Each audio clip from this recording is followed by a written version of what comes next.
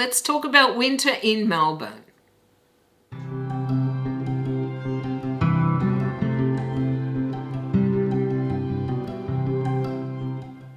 G'day to all you lovely people and welcome back to my channel.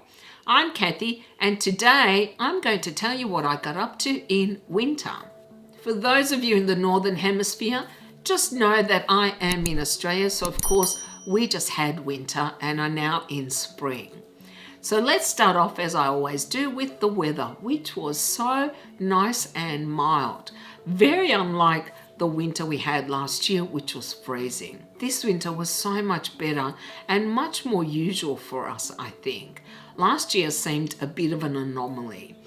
Though, of course, we were all talking about how if we're having such a mild winter, we're probably going to have a very hot summer. And that is the current predictions anyway. Nevertheless, I loved that it wasn't freezing or raining all the time. My plants loved it as well. So it was really nice. I think for me, however, what I remember most about winter is that I was missing my dog who died in March. So it was hard not seeing her and not having her around. It was very hard actually. She was with me for 13 years and I just loved her to death. It was hard also on my poor kitty cat who is still so clingy and needy and is still getting bullied by other cats in the neighborhood. So we spent a lot of time together, which was good, and sometimes got on each other's nerves, but I guess that's to be expected when it's cold and you don't really want to go out all that much.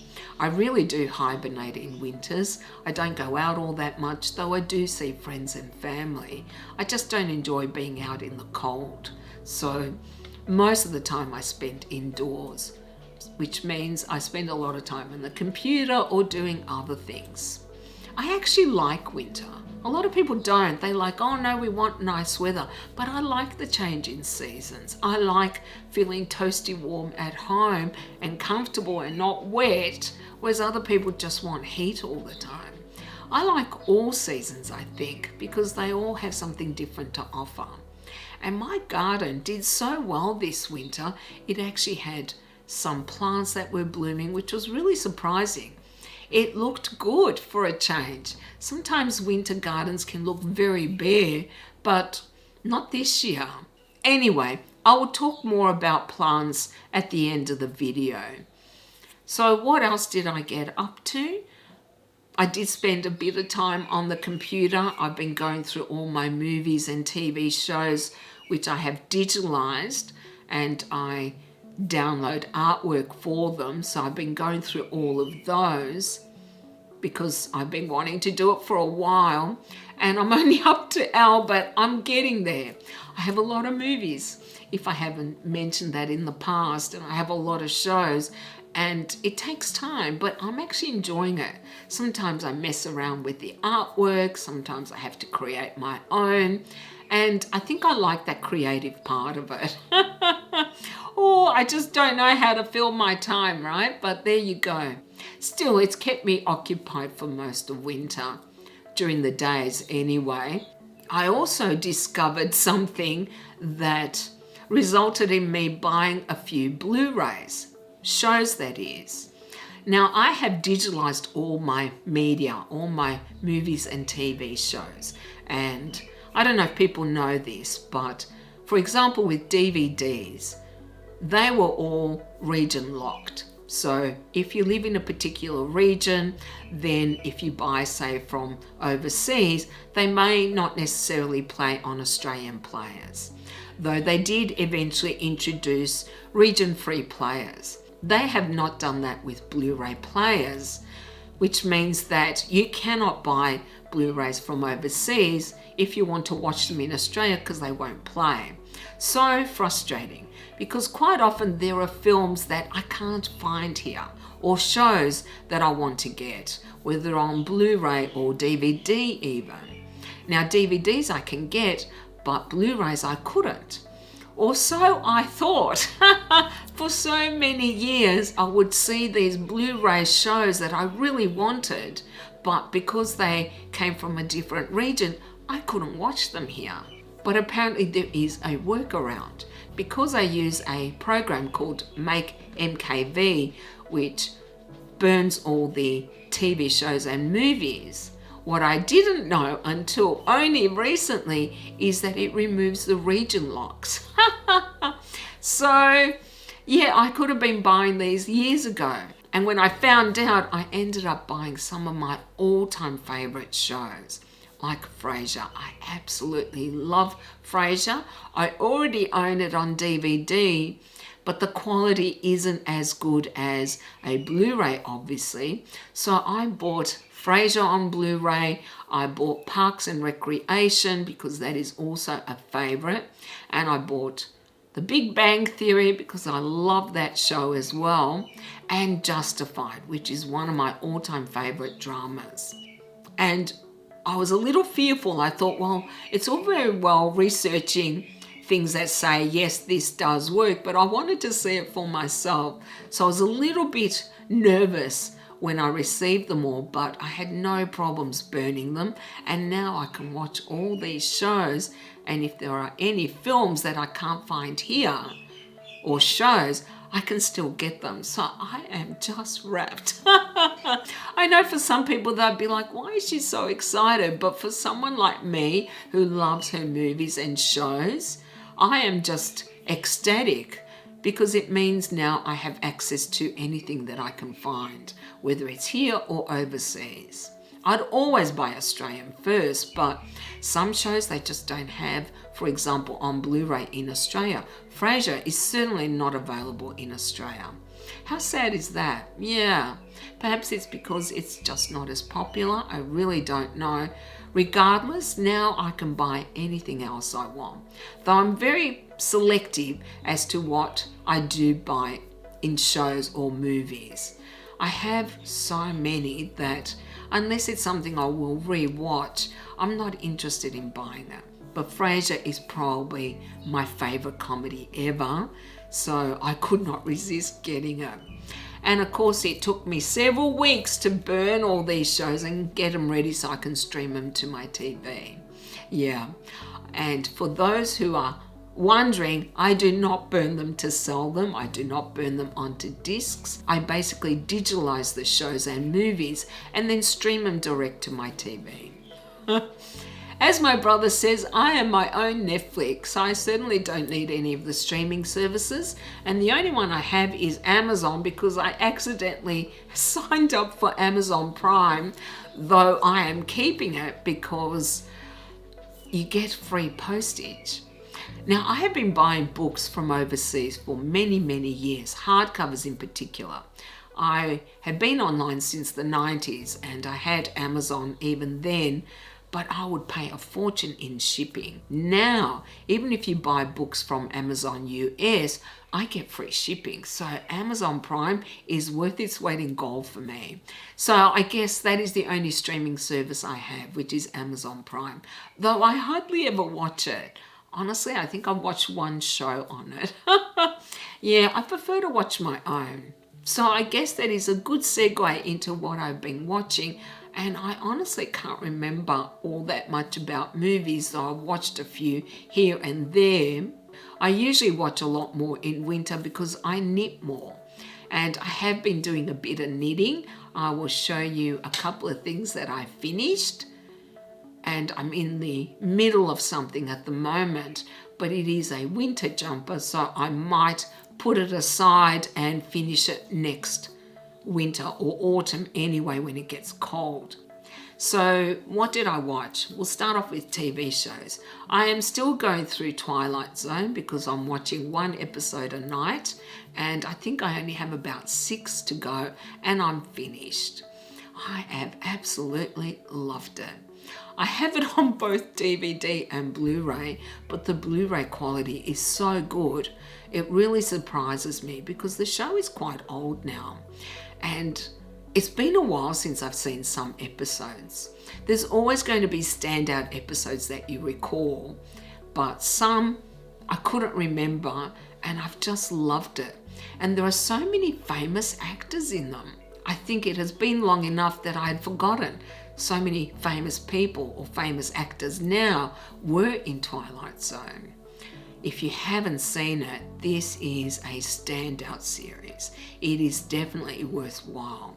It deals with usually the seedier side of human nature. And of course, it's always got a twist because it is fantastical in nature, whether it's scientific or fantasy based. And it always has a point to make. I'm not going to say they moralize, I really don't think they do, but they have really profound statements to make about human nature. Yeah, I love this show. I cannot recommend it enough to people who haven't watched it. And of course, because I've got all these new shows, I have been watching Frasier and loving it. The quality is so much better on Blu-ray. It was worth every penny. I've also been watching Big Bang Theory and I'm still watching Psych. I'm halfway through that. I get tired of murder mysteries or police procedurals, and sometimes it is police procedurals. As for movies, I honestly don't recall all that much about what I've seen. I did rewatch Blair Witch Project. I still love that film. A lot of people didn't like it when it came out, but I thought it was so good, so atmospheric. It was just brilliant. And I still think it is a standout. It kind of reintroduced the doco kind of series of horror films, but I think it's the best of its type. I've seen the remakes. They go nowhere near to capturing how good and scary the first one is. I've also watched a few animateds here and there. One I saw is a couple of years old now, or a few years old, and that's Spies in Disguise with Will Smith. And I cannot recall the other actor. He's quite well known now. I think he plays Spider-Man in the new Spider-Man films. Regardless, it was really good, though it started off a bit slow. It's about a spy and the inventor, and they have to work together, but they are such different personalities. However, I really enjoyed it. I thought it was quite charming, actually, surprisingly. The other one I saw was Turning Red. Now, this one I did not like. It was about a young girl who turns into a big red bear when she gets angry or feels very strong emotions. I just found this a little too kitschy and very self-aware, I think. Very deliberate kind of humor that was trying too hard, and I did not enjoy it all that much. No, which was a shame. I thought it would be interesting and it just wasn't. But the last one I saw, which was only a few weeks ago, was Encanto, and I loved that. I just loved how lush it was visually. The colors are amazing. It was a really good story. I fell in love with the main character. I thought she was absolutely charming. I also like the moral behind it about how everyone is special. You do not have to have extra powers to be special. I thought the message was really good, but this was just a wonderful film, and I highly recommend it if you haven't watched it. As that is all I can remember about what I watched, I'm going to move on now to what I was reading in winter. I had a mixed experience with reading this winter. I read some things that I absolutely loved, and then I read some that I absolutely hated. In fact, I probably had more misses than anything and ended up just not reading as much as I usually do, which surprised me for winter. Usually I tend to read a lot then, but not this year, no. So I'll start off with what I read in June. June was actually a good month. I think I enjoyed everything I read. I had started the Wayward Pines trilogy by Blake Crouch and absolutely loved it. Yeah, I just love this author. I really want to read more of his, but I'm pacing myself. I don't want to read everything and then there's nothing left, so every now and again I'll pick something up. But Wayward Pines was fantastic, much better than the show, though the last book just Yeah, I was so angry at one of the characters as to something they did, but I really liked the way it was wrapped up. I would love to see a sequel, though I don't think we will. And I guess I should tell you what it's about, though I think I might have spoken about this previously. A FBI agent, I think, or was he Secret Service, ends up in a small town, Wayward Pines, to investigate the disappearance of two other Secret Service agents. And he wakes up with not much memory and very injured in this bizarre little town. I really don't want to say anything else because it will spoil the story, but what this town is, what he goes through, and seeing the mystery slowly unfold made this a book that I just had to race through, because that is something Crouch does very well. Is his books are so fast paced that you just can't stop reading. That's what I find anyway. It is more science fiction, I guess, than thriller, though it is definitely a thriller as well. I highly recommend the Pines trilogy, especially if you like his other books or enjoy an intriguing mystery and breakneck pace, because they definitely are breakneck. And then I read Dune Messiah, the second book by Frank Herbert. I had read Dune recently and I wanted to read the second one. Apparently a lot of people did not like Dune Messiah. I loved it. I really liked seeing how our main character, Paul Atreides, dealt with being in the position he was in. I'm trying not to give away any spoilers in this. I can understand why people may not have liked it, because it kind of turns everything on its head, or it shows us a different perspective. Like what happens after the hero wins, right? And I think that is what really appealed to me. I thought it was realistic. However, the way it ended has made me less inclined to read the third, though I will eventually. I just decided I'm not going to read it just now. But this was a really good book, actually, and I think in some ways I liked it even better than the first because it was more real, more true to life, I think. Yeah. And then my friend Jacqueline introduced me to a new series, the Stephanie Plum books by Janet Evanovich. I thought I would only read one, but I loved them so much that I just read four, one after another. They are about a woman who decides to become a bounty hunter, knowing nothing about this kind of business.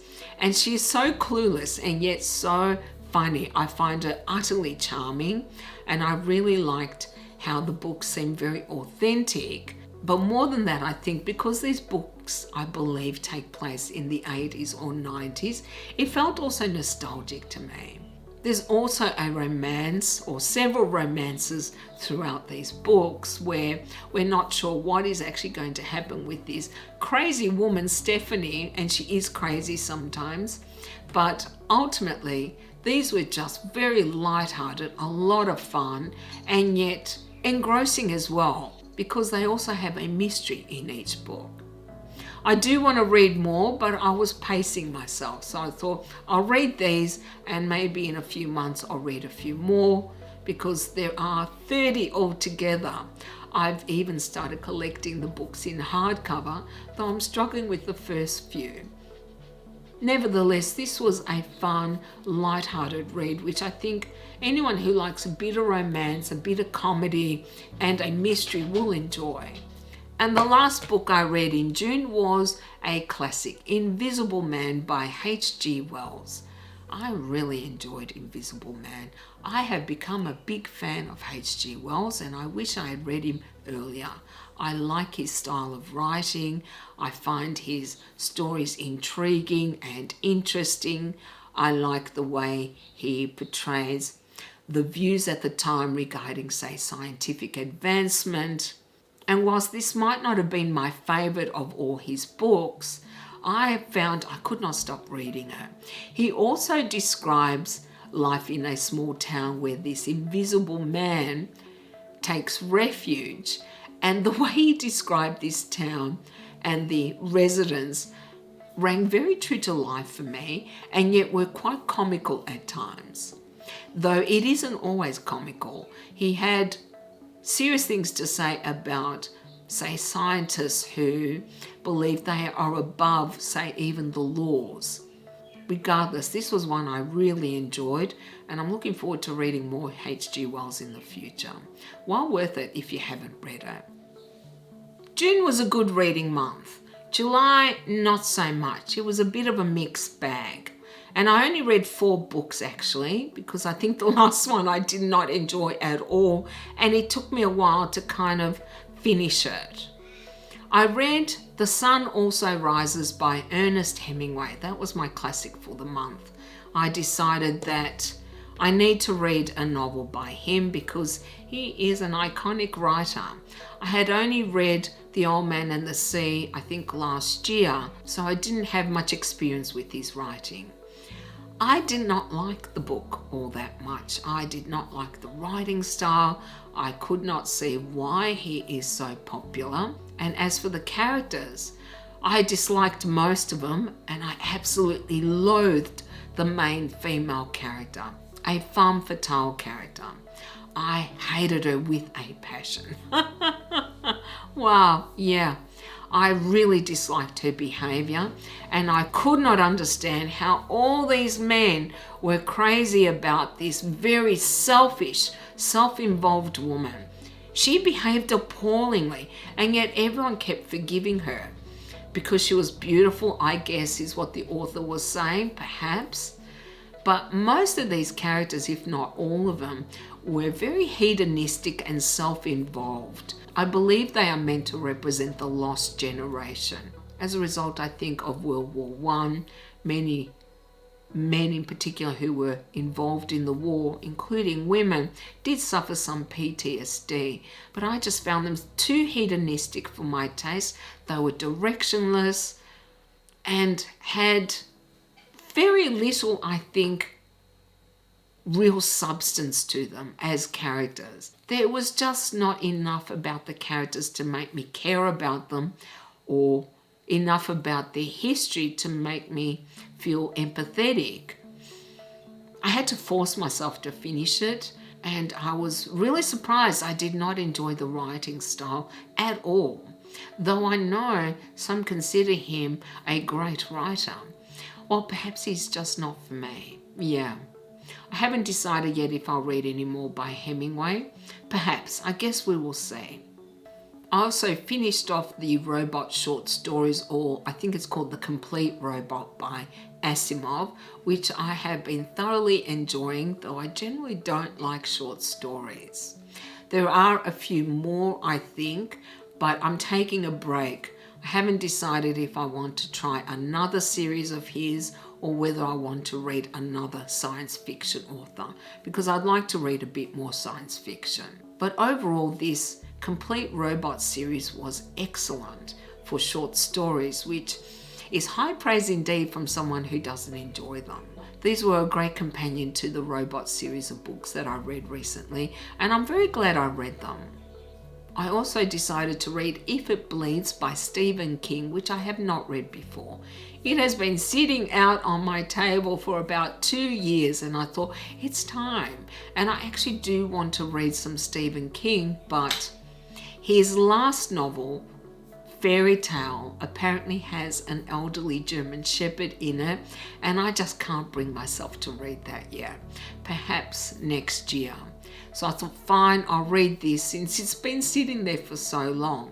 It is 4 novellas, and like most of his collections of short stories or novellas, I generally like a couple, but not all equally. I really liked the one with Holly Gibney because I love this character, and in fact he has just brought out a new book which I only recently received, which is called Holly and is on this character, and I want to read very soon. The other one I liked was the one called Rat. I did not enjoy the first 2, I don't think. Yeah, I think the later two were much better, in my opinion anyway. And I'm glad I read them, but I can't say it was one that really blew my mind. I enjoyed it like I enjoy some of his books, but it wasn't a standout for me. And last I read Rook by Daniel O'Malley, an Australian author. Now, you might have heard me talking about this book in the video that came out before this one, but I did not like this book at all and I was so disappointed. I love supporting Australian authors and I was hoping I would fall in love with his book and his writing and want to read more, and I've decided he is not for me. It is an urban fantasy about a woman who wakes up with no memory of her former life, surrounded by dead bodies. A very intriguing premise, but a device that the author used in this book was so annoying that it completely ruined it for me. As for August, yeah, August was a terrible reading month. I read a lot of things that I did not enjoy. No, I did not get to read a classic, unfortunately, though I did read 2 in September, I guess, so I made up for it. But I was really missing Agatha Christie and wanted to read some murder mysteries. And I had read about 2 authors who were contemporaries of Christie, Dorothy Alsayer and Nago Marsh. I'm not sure if that's how you pronounce it. And I thought I need to try them. So I read 3 by Nago Marsh, and yeah, I just thought a poor man's Christie. I'm sorry, but they are nowhere near the class of Agatha Christie. Her main protagonist, an inspector, Chief Inspector Allen, in the first 3 books, I did not find him as charming as he was meant to be. I also found it hard to get a real grasp of his character. I did not like sometimes the way he spoke to possible suspects or other people. I didn't find him all that funny. And more than that, in particular the first book, the way the crime was committed was absolutely ludicrous. In fact, the first book came across as very self-conscious writing, which I guess you can expect with the first book. The other 2 were very average as well. I cannot say I loved any of them. I could not understand in one why the inspector was attracted to this awful woman. So they were a disappointment and ones that I kind of had to force myself to finish. I actually forgot to mention that I did have something happen in late August. I had a terrible fall and ended up in hospital for a little while. I'm fully recovered now, or close to it. And at the time I was reading these books in hospital, which is perhaps why I didn't enjoy them as much, because I was sore and I was uncomfortable. Nevertheless, I just wasn't impressed with her writing. I am going to read a few more before I make a final decision on this author, but yeah, definitely not in Agatha Christie's class, particularly in regard to plots. When I read mysteries, I want to be tricked, I want to be fooled, I want to be led down the garden path, I want red herrings, but I want the clues. I want to be able to try to figure it out for myself. I think she might be improving in that, but I need a few more books before I can decide definitively that I like them enough to continue. I'm certainly not enamored of her main character to want to read all of them. Dorothy Alsayer, she wrote the Lord Whimsy series, and her character is the son of a duke who is an amateur detective. He was too facetious at times. He wasn't a terrible character, but I found him a little bit pompous, or a lot pompous I should say, a little bit pedantic and dull, though he has got perhaps an intriguing backstory though we've only gotten a slight whiff of that. The first book, called Whose Body, and I've only read one of hers so far, it was more not so much who done it as much how done it, because I guessed very quickly who had done it and also how it was done. So it wasn't all that intriguing for me. Now, I've been reading a bit about these authors, and Dorothy L. Sayers apparently was one of the first women who graduated from Oxford, so she was very well educated. And there is some literary references in the book. It didn't really impress me as all that interesting or relevant, so I guess I'll need to read a few more, or at least one more, before I decide if she's for me. I just didn't love her main character.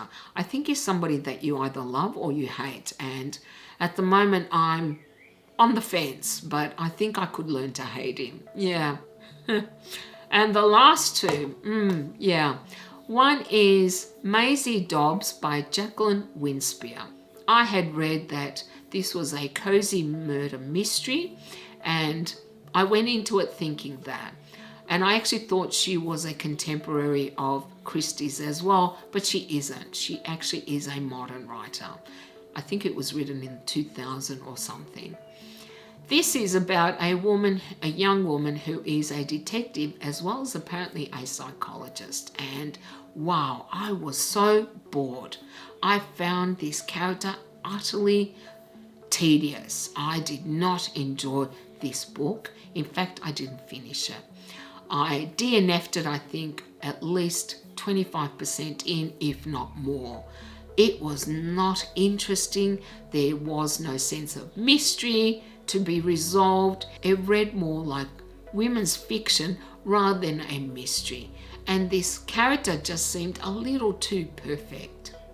Given that she was a detective and psychologist, I think in the 20s, I expected some discussion about whether she faced chauvinism or sexism, and yet that was not addressed, hardly at all.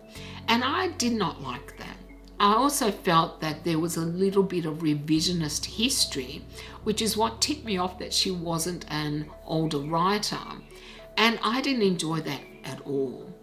I got to the point, I think, where we were close to apparently a major flashback about a romance that she was involved in, and I just found I couldn't bear it. I thought perhaps I'd finish it, but after I sat with it for a day or so, I decided, no, this one is not for me.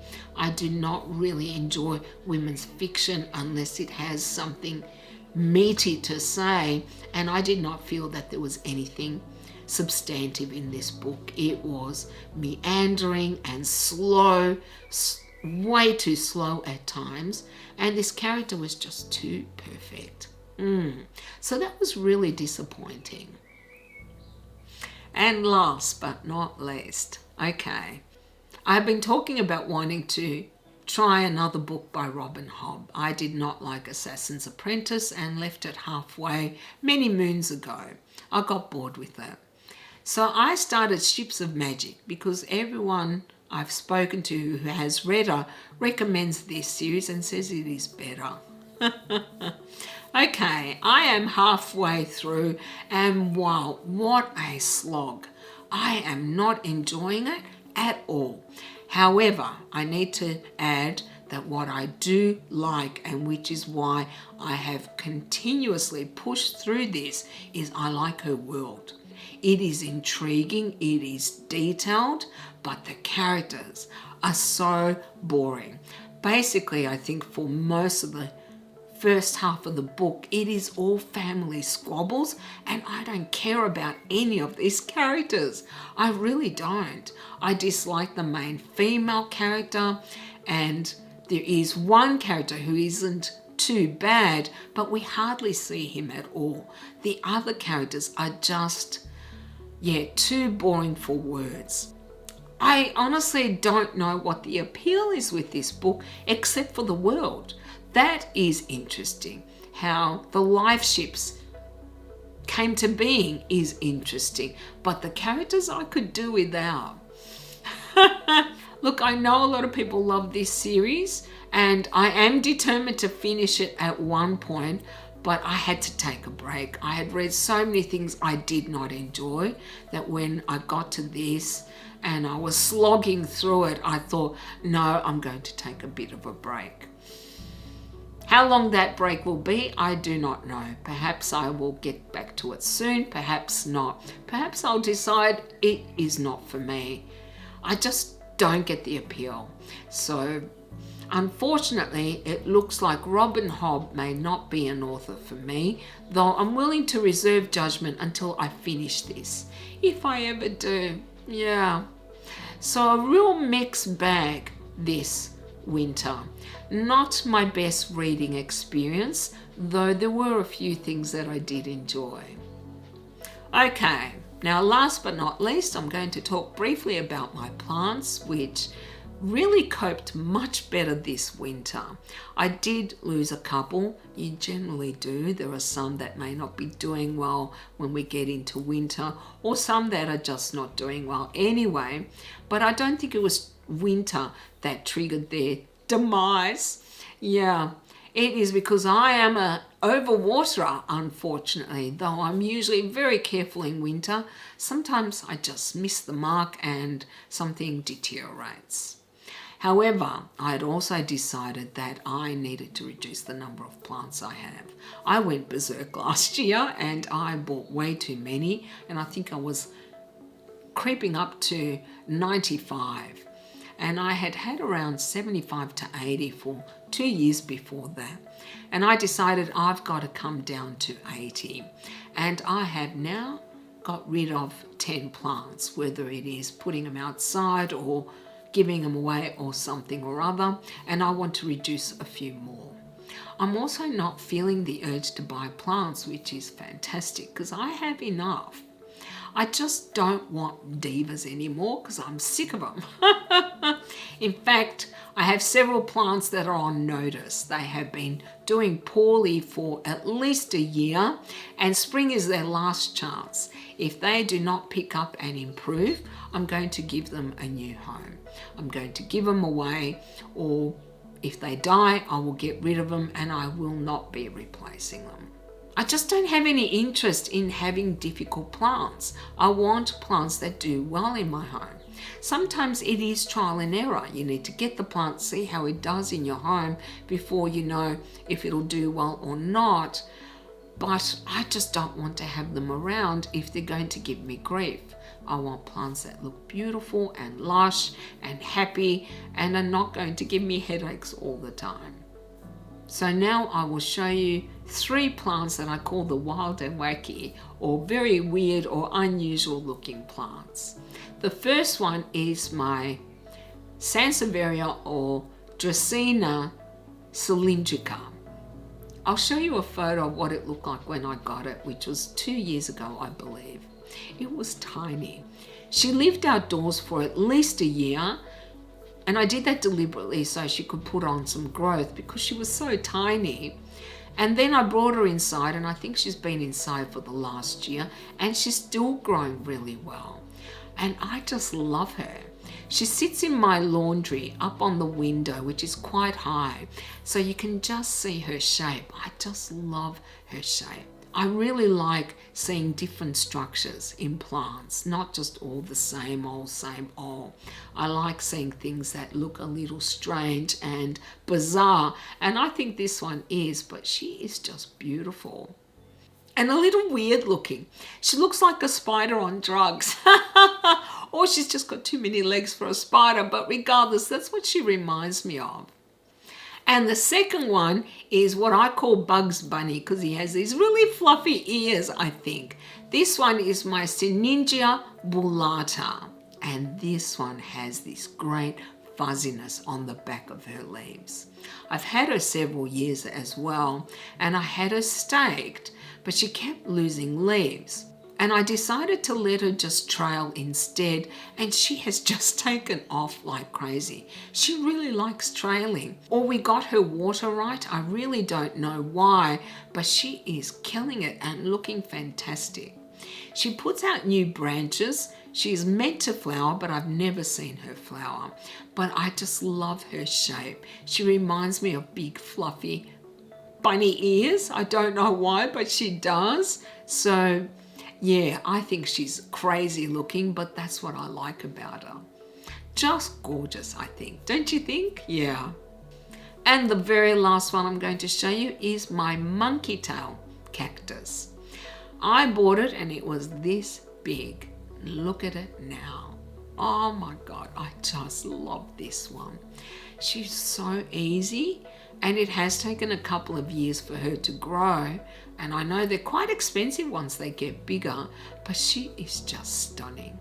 You want to touch her because she looks nice and fuzzy, but she has got prickles. She's so deceptive, and yet she is so cute. She keeps putting out new stems and just getting bigger and bigger, and I just love her to death because she has this strange look to her.